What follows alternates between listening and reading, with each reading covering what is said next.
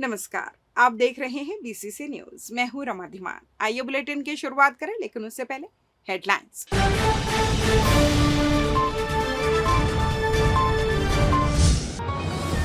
बच्चों के खाने में फिनाइल मिलाने का मामला, हाईकोर्ट ने दिए जांच के निर्देश। एनएचएम कर्मचारियों की हड़ताल जारी, नहीं हो रही मांगे पूरी। साइबर जागरूकता को लेकर विशेष अभियान, दिए गए महत्वपूर्ण सुझाव।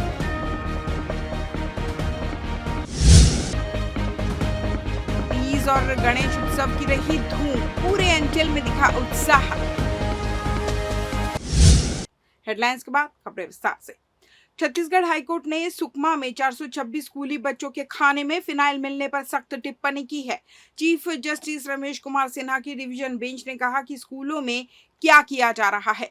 कभी कुत्ते का जूठा भोजन परोस दिया जाता है, तो अब बच्चों के खाने में फिनाइल मिलाया गया।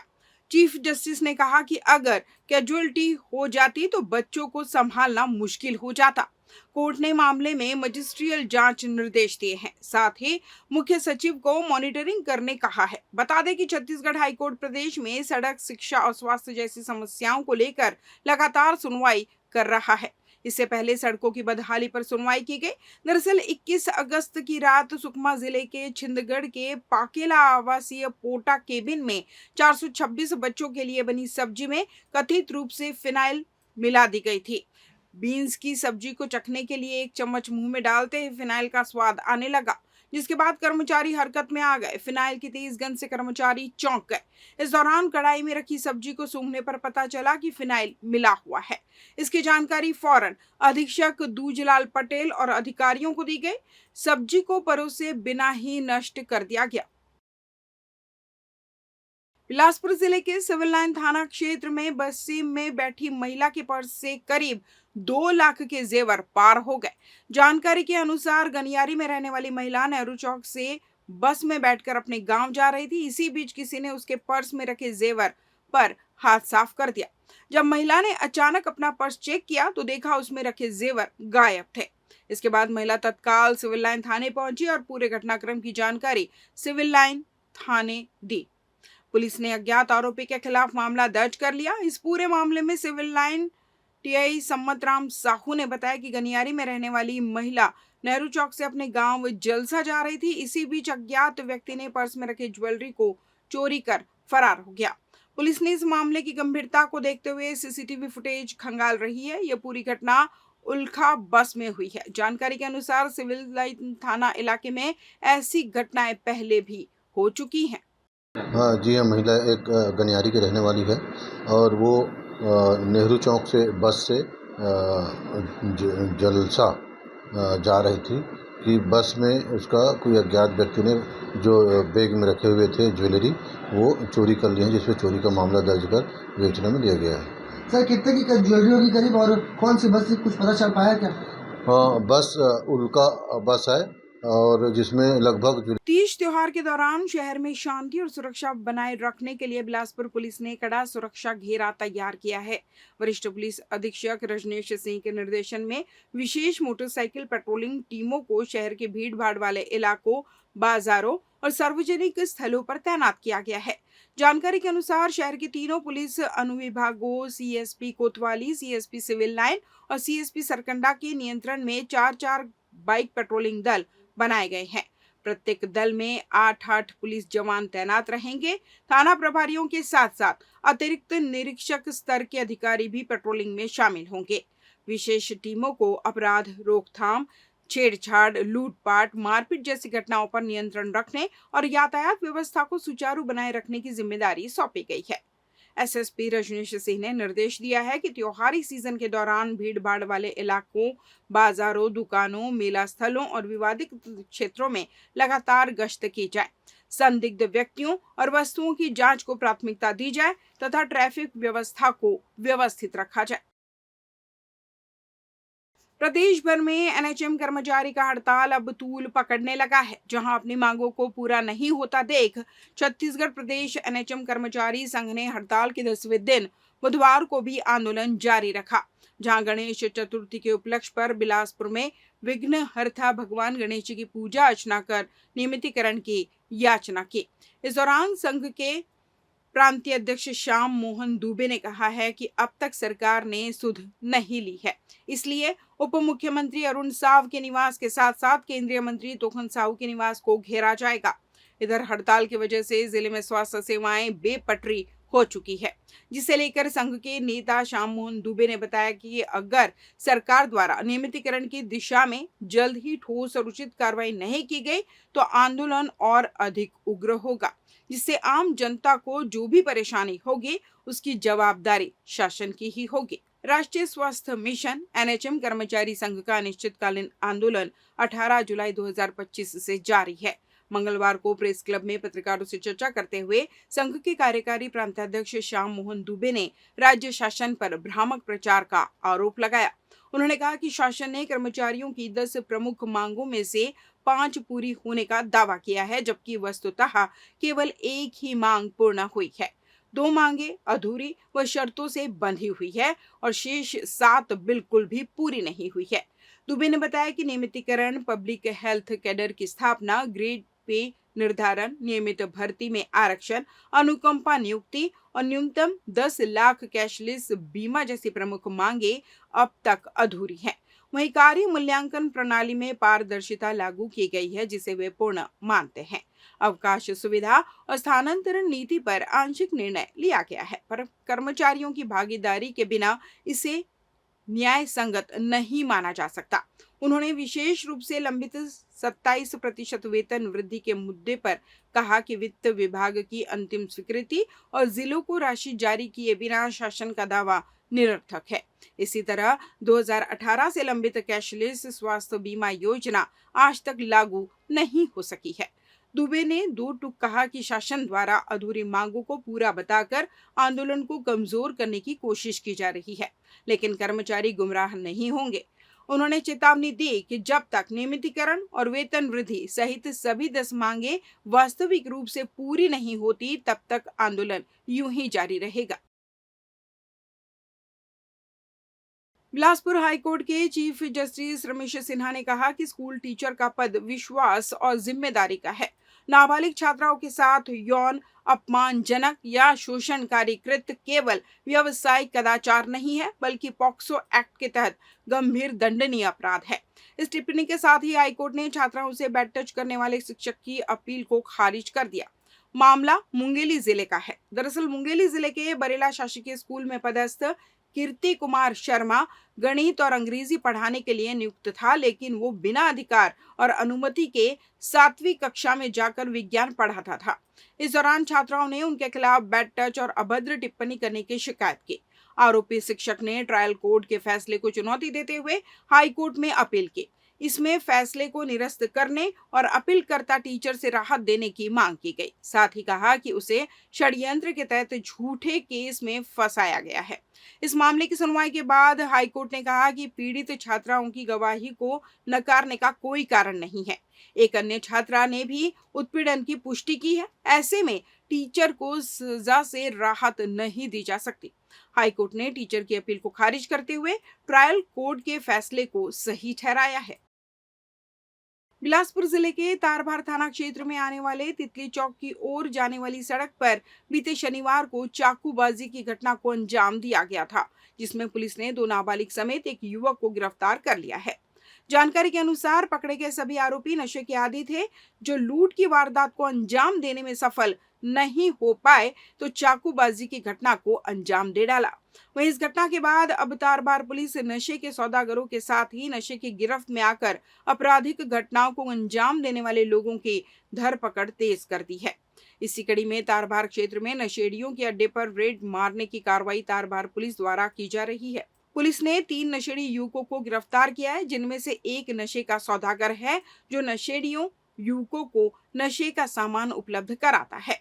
आपको बता दें, इन आरोपियों से पुलिस ने करीब 16 पत्ता नशीली दवाई जब्त की है और लगातार नशे के खिलाफ अभियान चलाने के बाद सिविल लाइन सीएसपी ने कही है।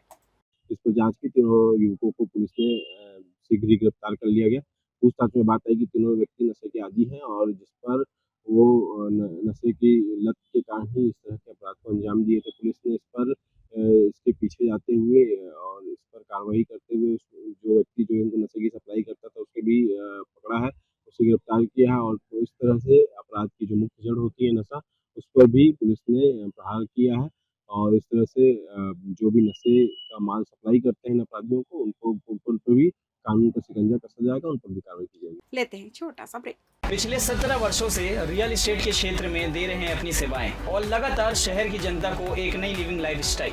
अपने कार्यों एवं सेवाओं के माध्यम से लाखों लोगों की उम्मीदों को दिया है आकार, इसलिए जिले में ही नहीं पूरे प्रदेश में इनकी पहचान है बरकरार। आपके सपनों के घर को हकीकत में बदल कर है दिखाना, इसलिए आपके लिए लेकर आए हैं भाटी आशिया।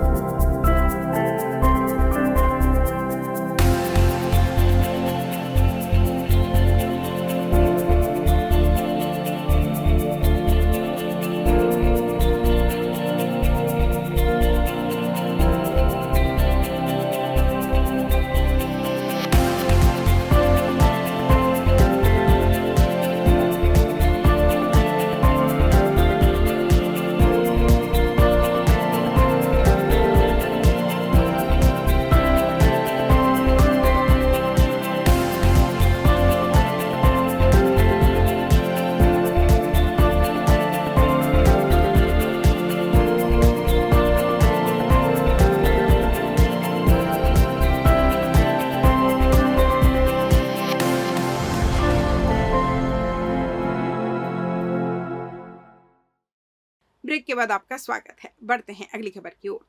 साइबर अपराध एक ऐसा अपराध है जिसमें लोगों के साथ ऑनलाइन ठगी कर लाखों रुपए की हेरा फेरी के मामले लगातार सामने आ रहे हैं। आपको बता दें, बिलासपुर पुलिस साइबर अपराध को रोकने के लिए कई जागरूकता अभियान चला रही है, पर इसके बावजूद लोग पैसे डबल करने जैसे मामले में अपने लाखों रुपए गंवा चुके हैं। जिसे देखते हुए बिलासपुर पुलिस और एसबीआई प्रबंधन द्वारा साइबर जागरूकता अभियान चलाया जा रहा है, जिसमें नुक्कड़ नाटक के साथ ही जागरूकता वैन के माध्यम से शहरी और ग्रामीण क्षेत्रों में लोगों को साइबर अपराध की जानकारी दी जा रही है। आपको बता दें कि बीते दिनों जागरूकता अभियान के तहत चलाई जा रही वैन को एडिशनल एसपी राजेंद्र जायसवाल ने हरी झंडी दिखाकर रवाना किया था। अब जिले के अलग अलग थाना इलाकों में साइबर अपराध के प्रति लोगों को जागरूक करने कार्यक्रमों का आयोजन किया जा रहा है। इसी कड़ी में बिलासागुड़ी स्थित भवन में साइबर जागरूकता कार्यक्रम का आयोजन किया गया, जिसमें एसबीआई प्रबंधन और पुलिस विभाग की टीम ने लोगों को साइबर ठगी से बचने की जानकारी दी। उन्होंने बताया कि अब जब भी कोई अननोन नंबर से आपको फोन आता है और आपको डराया जाता है कि हम पुलिस विभाग से बोल रहे हैं या किसी और अधिकारी का नाम लेकर आपसे बैंक की डिटेल मांगी जाती है, तो उसे किसी भी प्रकार की जानकारी ना दें। जानकारी के अनुसार साल में सिर्फ आपके पैसे का 12% ब्याज ही मिल पाता है। अगर आपको कोई 2 महीने में 3 महीने में पैसे डबल करने की बात कर रहा है, तो वह सीधा आपके साथ फ्रॉड करने की तैयारी में है, जिससे अब आपको सावधान होने की जरूरत है। ये एसबीआई बैंक और बिलासपुर पुलिस के द्वारा साइबर सतर्कता अभियान, साइबर सुरक्षा और जागरूकता अभियान पूरे जिले में चलाया जा रहा है। और आज जैसा कि आप देख रहे हैं सभी लोगों को बुलाया गया है। उनको अनेक ऐसे जिसके माध्यम से कि फ्रॉड होते रहते हैं और कई भ्रांतियां भी रहती हैं लोगों में, डर भी रहता है कि हमारे मोबाइल में कोई मैसेज आ जाएगा तो हमारा पूरा पैसा निकल जाएगा। तो वो सारी चीज़ों को भी आपके एक्सपर्ट हैं सभी लोग, हमारे साइबर सेल के एक्सपर्ट हैं, ये सभी आम पब्लिक को बता रहे हैं। और हर गली, गांव, मोहल्ले, हर जगह जा जाकर आपका एक वैन भी चल रही है, हाँ, साइबर रथ है, वो चल रहा है 24 तारीख को, जो कि रवाना किया गया है पुलिस और एसबीआई के द्वारा। तो लगातार हम लोग प्रयास कर रहे हैं, पिछले 1 साल से भी हम लोग चेतना कार्यक्रम के माध्यम से प्रयास कर रहे थे। अभी एसबीआई खुद इसमें लगा हुआ है, तो निश्चित रूप से इसका परिणाम बहुत सार्थक निकलेगा, बहुत पॉजिटिव आएगा और लोग जागरूक होंगे, ऐसे अपराधों में कमी भी आएगी। और मैं एक खुशी की बात ये भी है कि पिछले वर्ष की तुलना में 24% साइबर अपराधों में हमारे जिले में कमी भी आई है। छत्तीसगढ़ पुलिस और स्टेट बैंक के संयुक्त तत्वाधान में हम लोग ये प्रोग्राम कर रहे हैं ताकि ज़्यादा से ज़्यादा लोगों को अवेयर किया जा सके कि डिजिटल फ्रॉड और इस साइबर क्राइम से कैसे बच सकें और उनके पैसे सुरक्षित रखें। तो माननीय एसएसपी साहब ने जैसा बताया, हम बिलासपुर ज़िले में छोटे-छोटे जगहों में भी हम लोग ये प्रयास कर रहे हैं कि लोगों को एक एम्बेसडर की तरह यूज़ करें। हमारे बैंक से रिलेटेड लोग हैं और भी जो बैंक सखी हैं और बैंक मित्र हैं, इस तरह के जो हमारे और भी चैनल हैं, बीसी चैनल हैं, हमारे सीएसपी चैनल हैं, उनके थ्रू भी हम जो लोगों को जागरूक करने का प्रयास कर रहे हैं कि ताकि इस डिजिटल फ्रॉड की व्यवस्था की जो खतरे हैं, संभावित खतरे, उससे बच के अपने पैसे को सुरक्षित रखें। और निश्चित तौर पे पुलिस डिपार्टमेंट का हमारे साथ बहुत बड़ा सहयोग रहा है। उन्होंने हमारे साथ ये अपॉर्च्युनिटी हमें दी है ताकि हम ज़्यादा से ज़्यादा लोगों तक पहुँच सकें और अपराधों में इस तरह से कमी कर सकें और लोगों के पैसे सुरक्षित रखें। छत्तीसगढ़ हाईकोर्ट ने अपने नियमों में अहम संशोधन किया है। अब कोर्ट से जुड़े नोटिस और दस्तावेज पंजीकृत डाक की जगह स्पीड पोस्ट से भेजे जाएंगे। संविधान के अनुच्छेद 225 और 227 के तहत मिले अधिकारों का उपयोग करते हुए हाईकोर्ट ने छत्तीसगढ़ हाईकोर्ट नियम 2007 में बदलाव किया है। आदेश के मुताबिक नियम 142(2), 160(1), 167, 301 और 326 में अब पंजीकृत डाक की जगह स्पीड पोस्ट शब्द रखा गया है। वहीं नियम 163(1) से पंजीकृत डाक पावती शब्द हटा दिए गए हैं और केवल पावती रहेगी। इसी तरह नियम 340(1) में भी अब स्पीड पोस्ट का उपयोग किया जाएगा।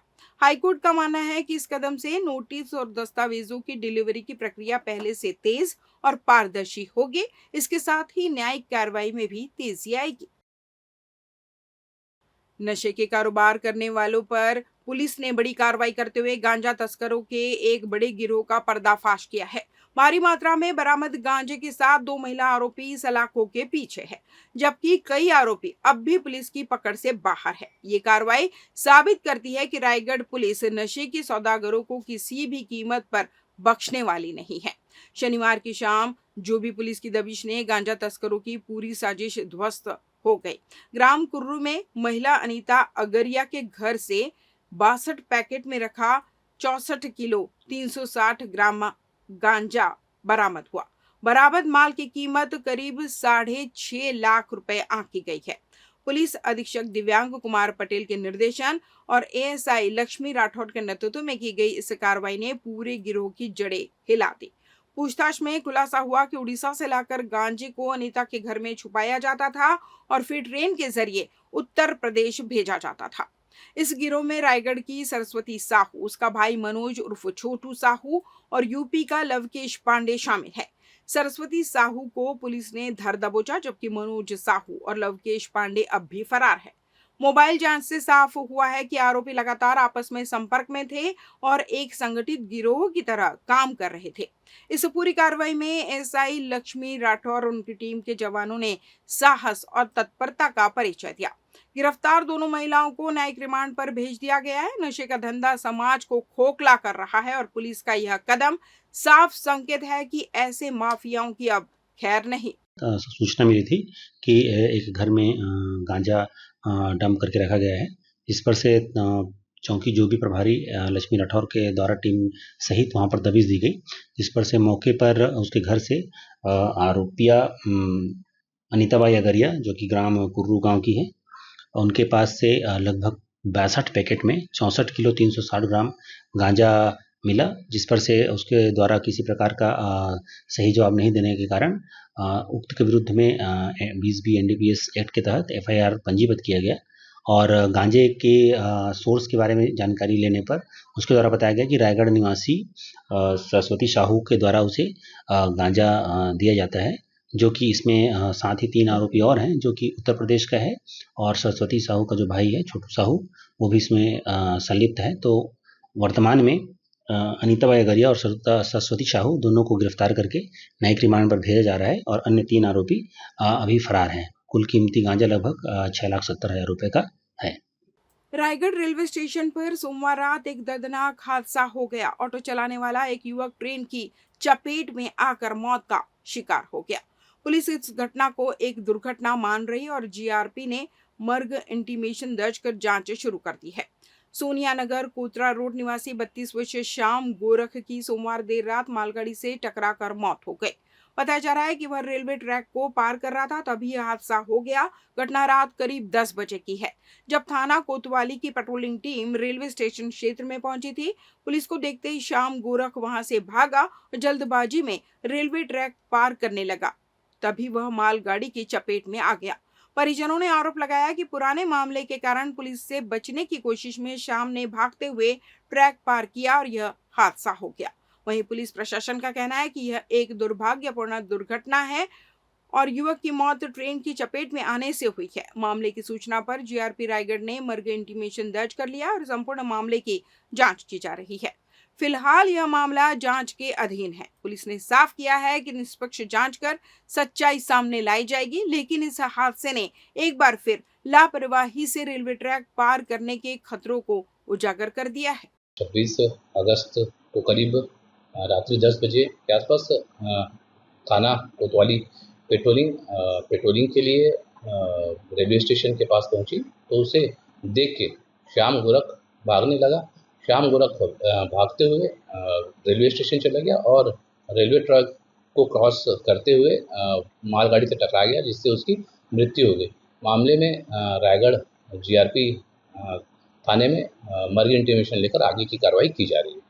भाई रेट हुआ है जी। हाँ। मैं यहाँ पे आया हूँ, मुझे एक कॉफी चाहिए क्या लग रहा है, कैसे तोड़ा है सर इसको मांगूंगी मेरे को कुछ चाहिए। रायगढ़ में मंगलवार को हरतालिका तीज पर्व परंपरा और आस्था के साथ मनाया गया। टीवी टावर रोड शिव मंदिर और वार्ड क्रमांक 34 नवापारा में सुहागिन महिलाओं ने निर्जला उपवास रखकर भगवान शिव और माता पार्वती की पूजा अर्चना की और पति की लंबी उम्र तथा परिवार की खुशहाली की कामना की। सुबह से ही मंदिरों में महिलाओं की भीड़ उमड़ पड़ी। पारंपरिक वेशभूषा और सुहाग के श्रृंगार से सजी महिलाओं ने पूरे विधि विधान से शिव पार्वती का पूजन किया। महिलाओं ने बताया कि इस दिन वे फुलेरा सजाती हैं, मिट्टी का शिवलिंग बनाकर उनका श्रृंगार करती है। शिवलिंग को दूध, दही, मदरस और पंचामृत से स्नान कराते हुए बेलपत्र, फूल और जनेऊ अर्पित करती है। सुहाग का श्रृंगार भी भगवान को चढ़ाया जाता है। इसके बाद पूजा कथा और रात भर भजन कीर्तन के साथ जागरण होता है।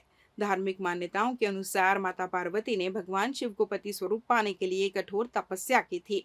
उनकी घोर साधना से प्रसन्न होकर महादेव ने उन्हें पत्नी रूप में स्वीकार किया। तभी से यह व्रत महिलाओं के लिए विशेष महत्व रखता है। रायगढ़ के टीवी टावर रोड शिव मंदिर और नवापारा में महिलाओं ने पूरे उत्साह और भक्ति भाव से यह पर्व मनाया। तीज पर्व ने जहां धार्मिक आस्था को प्रकट किया, वहीं सामाजिक समरसता और पारिवारिक एकता का भी संदेश दिया। और सौभाग्यवती स्त्री इस पूजन को करती हैं, फुलेरा सजाते हैं, मिट्टी का शिवलिंग बनाते हैं, उनका श्रृंगार करते हैं। दूध, दही, मदरस, शक्कर, पंचामृत से स्नान किया जाता है। बेलपत्ता फूल चढ़ाते हैं, जनेऊ चढ़ाते हैं और सुहाग का श्रृंगार चढ़ाते हैं और उनका पूजन होता है, कथा होता है। रात्रि में 3 बार आरती होता है, रात में भजन कीर्तन और जागरण होता है और सौभाग्यवती होने का कामना करते हैं। और यहाँ हमारे मोहल्ले में ये तीज पर्व मनाया जा रहा है और बहुत सारी महिलाएं आए हुए हैं हमारे यहाँ। पूजा मतलब किए हैं, सब अच्छे से हो गया है। रायगढ़ में गणेश चतुर्थी का पर्व भक्तिभाव और धूमधाम के साथ मनाया जा रहा है। जगह जगह गणपति बप्पा की प्रतिमाएं स्थापित की गई है। सुबह से ही बाजारों में चहल पहल रही और पूरा शहर गणेश उत्सव की भक्ति में डूबा नजर आया। गणेश चतुर्थी के पावन अवसर पर रायगढ़ शहर भक्ति और उल्लास से सराबोर दिखाई दिया। कबीर चौक, नटवर स्कूल, चक्रधर नगर, पंजरी प्लांट, चक्रधर समारोह स्थल समेत शहर के कई इलाकों में गणपति बप्पा की प्रतिमाएं धूमधाम से विराजमान की गई।